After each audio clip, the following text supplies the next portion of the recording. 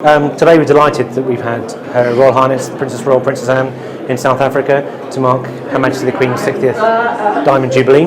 The day started off fantastically with a trip to a hospital in Tembisa, where the Princess was able to see some really groundbreaking work with young newly born children. From there we went to John's Ambulance Eye Hospital in downtown Johannesburg, or as they call it here, the CBD, the Central Business District.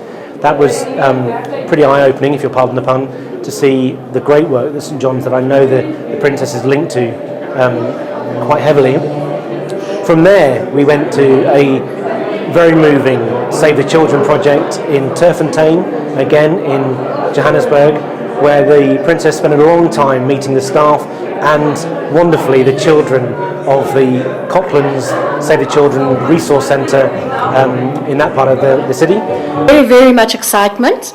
I would say with my kids, obviously with my kids, firstly they wanted to know how to address, do we address it as Your Royal Highness, Your Royal Highness Princess, or do we just say Princess, or do we say Ma'am? So I said, well, whatever you feel comfortable with, you're welcome to, because she's a lady just like me and you.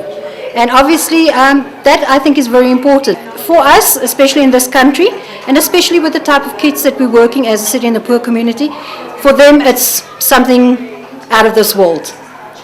From there we moved to a little bit of a surprising thing actually, in a very, very infamous part of South Africa, a place called Soweto, which is a township on the outskirts of Johannesburg. We went to an equestrian centre where the Princess was able to see one of her real loves, horse riding and equestrian activities. We saw some disabled children riding horses. We saw some guys that are being retrained into the arts associated with horse riding.